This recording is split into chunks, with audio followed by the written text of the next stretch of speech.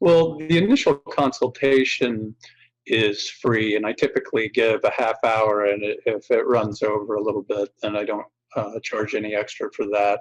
But it's basically to talk to either the association, which would be members of the board of directors, or talk to a unit owner, and to try and figure out what their needs are and what kind of issue that they have in particular that they've come to see me about. Um, Typically, I can tell pretty quickly just from the facts that are given whether or not the particular party that's talking to me has a decent argument or a decent shot, given the facts that they've given me. Obviously, I don't have all of the information at that time.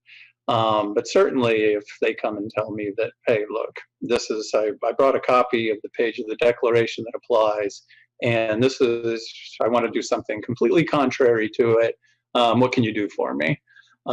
In some of those instances, I'll certainly say, well, unless we find an amendment or unless we find something in the statute that would contradict and supersede that part of the declaration, then you're going to have an uphill battle, and you probably don't want to waste your money on fighting this unless you want to do it just on a matter of principle. And we still, as lawyers, we have an ethical obligation not to bring cases with no merit.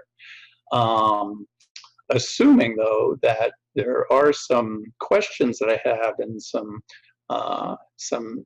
answers that I need to have in front of me before I can give somebody decent legal advice, then I will tell them that, well, the next step will be to look at the governing documents, will be to look at the statute, may involve a letter to the other side.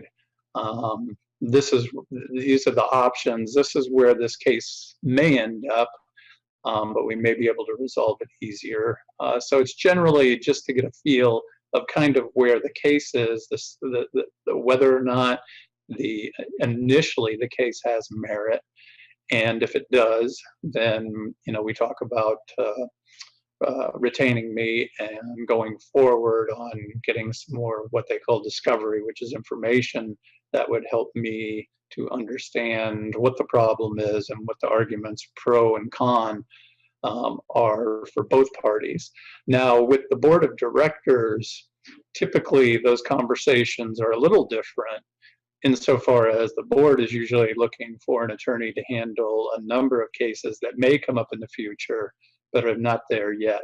As just for example, they may want to have an attorney that attends board meetings and can answer questions there.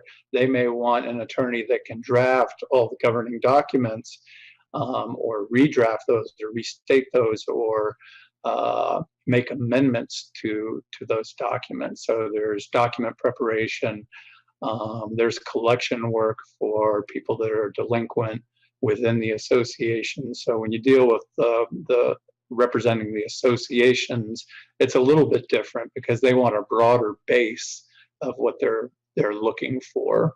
But again, on those, the consultations for board of director members that are looking for counsel are free, and then we go over, kind of